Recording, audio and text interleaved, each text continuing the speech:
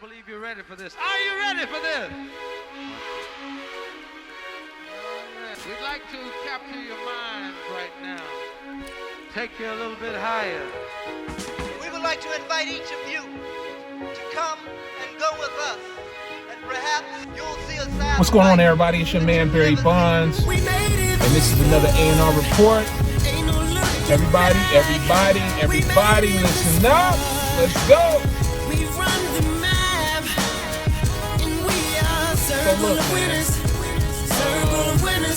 First of all, my name is BBondz. This is the RReport, and I want to talk to you briefly. But before I do, I want to do a little housekeeping real quick.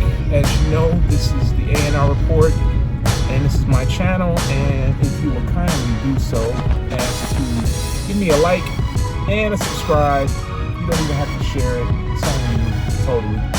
But as you know, I am an industry vet, music industry vet, and I am here because I want to share my experiences as well as help you level up as an unsigned artist to realize your dreams, realize your purpose, get your music out there, but do it smartly, if smartly is a word.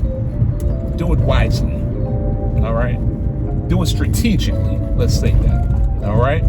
I specialize in marketing, and past positions I've had was working in the A&R administration of Bad Boy Entertainment, as well as Universal Music, Universal Republic.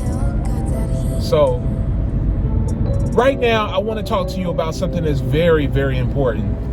And this topic here is something that you're gonna all have to think about as an artist. That one day you're going to get old or older. And we know that this hip-hop, this music industry tends to skew a younger age. They tend to go after younger artists that are either, just out of high school, maybe possibly still in high school in the case of Justin Bieber and, others. But one day you're going to get to an age where nobody's checking for that 30-year-old MC coming out with a mixtape. No one's checking for that 35-year-old R&B singer that's just trying to, put out another hit. But will you be prepared for that? Do you have anything lined up if this dream doesn't realize itself? That's the thing that I really want to focus in on today. And I'm going to give you a couple of examples because I too used to be an aspiring artist. I used to sing with a singing group in Cincinnati, Ohio, and I feel like we were really good, but we pretty much took our own selves out the game because one, we couldn't really get serious enough. We didn't plan for the future, and we were too, let's just say we were too hard on ourselves and too, I don't know. I don't even know what the word to say to describe, the situations that we were going through. But, we kept our own selves back. We didn't put out any music, because we were always critiquing and, going back and, wanting to do pieces over and stuff. But, it was R&B days, what I'm saying? We're talking about Jodeci. We're talking about Jagged Edge. We're talking about 112, what I'm saying? So that pretty much took us out of the game. But the thing was that I always had a backup plan. I always had a plan that I would, put into play if this thing didn't work. I always had a plan B. Now I know some say, don't make your plan B because then you won't execute your plan A. But in some cases you have to create a plan B because this thing may not realize itself. Everybody and their mama in America right now, and even overseas, are trying to break into the music industry because they know that the music industry is a very lucrative industry. I mean, it's pretty much the biggest export that America has right now is exporting culture and music. So when doing this, you have to think about what you're going to do afterwards because you don't want to fall into that tail or into that box or that category of, yeah, man, he had some stuff going, but, after that, he didn't set up himself for, what's going to happen after, the dream is over. I mean, now he's working at McDonald's. Now he's working at Wendy's. Now he's taking a telemarketing job, or if they even still exist.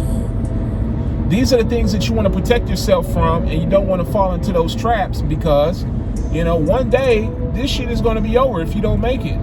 Now, I personally seen and came up with a lot of artists in the Ohio area, and even let's just say the Midwest, because I always traveled around. But there were a lot of artists who were very good, had a lot of talent, but for some strange reason, they just couldn't really break. They never broke, you know, never were able to really, you know, get that type of opportunity that they were looking for.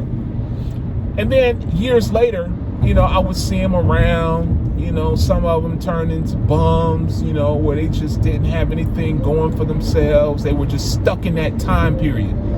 Whatever time period that they were popping, they were just stuck right there, and they didn't want to give that up. They didn't want to move forth into the new day, to the new decade, let me say. You know, these guys having, and women too, some women too, but, you know, they never were able to really break. And because of that, since they didn't have a plan B or backup plan, now they're working jobs that they're just like, could probably really give or take, you know, leave pretty much, you know, just something that's not really promising, bringing home the money like it should. Upset, frustrated, you know, disgruntled, maybe a little bitter, you know, all of these things because they didn't plan. They did not plan for what's going to happen after the show is over.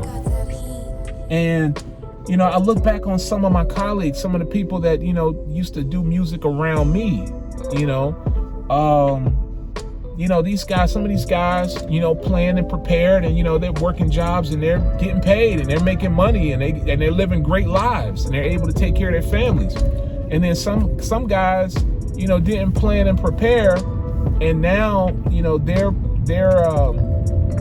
you know, they've gone through life, you know, having never been able to, you know, take a vacation, having never been able to do, you know, travel or do great, you know, do cool things, you know, even with their families or just by themselves.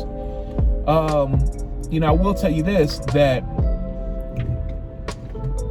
the music industry now, the messages that are coming out are really harmful in a sense, because it's teaching young artists that, you know, they should forego college, forego any type of formal education or even getting a trade just to put it all on this music industry. Now, some are winning. Some young guys are winning because they've found a way to get their music out via the internet, and they're winning. So, you know, kudos to them. But there's a lot that are going to fall by the wayside, and I don't want to see that. I don't want to see that for you guys. I want you guys to prosper, to be able to pivot and move into something else, a career that is going to satisfy you, or that at least you have some interest in, at least you like. Now, see, I was blessed because I was able to pivot. I knew back then I could kind of tell, like, you know what, having been blessed to be around a lot of major artists, be around the music industry, the real music industry, the happenings, things that were going on, concerts, backstage, all of that. Being able to talk to these artists, you know, develop friendships with a lot of these artists. I was able to see that, you know, maybe this thing that we're doing probably is not going to make it. So I need to create a backup plan, a plan B that's going to help me out so that I can still live a life where I'm still affiliated with the music industry, but maybe not as an artist.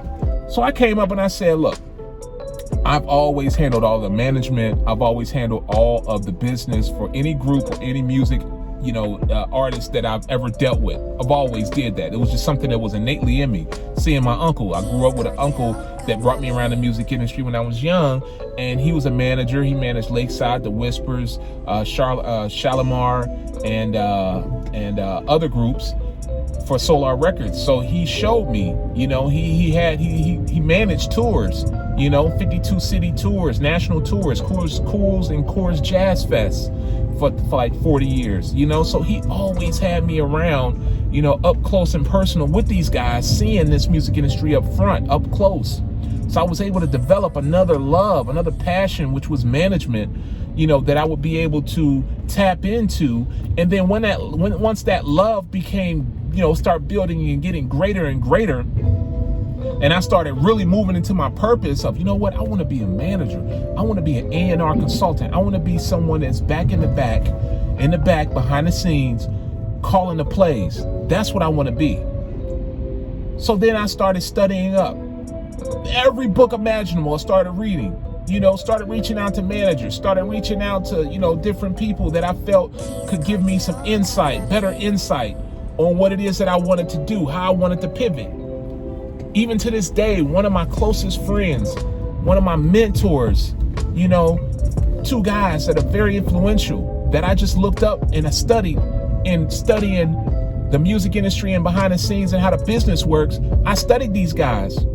And now I'm these guys are my mentors. These are my big bros that I look up to. Londell McMillan, who owns the Source magazine, and Kirk Burrows, who helped Sean Puffy Combs start Bad Boy. He was the brains behind the business that started Bad Boy. And these are my two, these are my guys right here. These are the guys that I call on when I have problems, when I have issues, when I have questions, when I need advice. So I was able to pivot and get to a place where, I was able to get the information I needed, as well as, allowing them to be able to help guide me. So I spent time at the Source magazine. I spent time working with Kirk Burrows, on his projects, learning from them. So you guys really got to think about this, because how do you want to live? Do you want to live after this whole dream is over and it hasn't been realized? Do you guys want to live, with the fact that now I got to work this bum ass job I don't want to go to, I hate it, I'm not making the money that I want to make, Or do you want to say, all right, you know what, that didn't work, so now let me go ahead and transition into this other career path that I've set for myself, where I'm interested in it. It's a passion of mine too. I love to do it. And, it's not going to kill me to wake up every day to go to work to do it. That's what you guys got to think about. Because I'm telling you, there's one thing that is for sure. And I promise you this, is that you're going to get older. And when you get older, no one is going to be checking for your music anymore. And when that happens, you got to be able to pivot and be prepared to move to the next situation. That's where you need to be. I don't want to see you guys where you're regretting ever, having wanted to be a part of the music industry, taking that journey. You don't want to do that. You always want to be without any regrets. You always want to just feel like, hey, I tried, it didn't work. God bless it. That's where you want to be. So that's all I wanted to come to you today. I just want you to think about that. After the show is over, what are you going to do? How are you going to pivot? Really think about that. I need you guys to really take time to sit down and write out a plan B, if this whole thing doesn't work. As always, my name is BBondz. This is the RReport. And yo, thank you for rocking with me. All right? I'll see you guys on the next one. Please, don't forget to subscribe on the way out.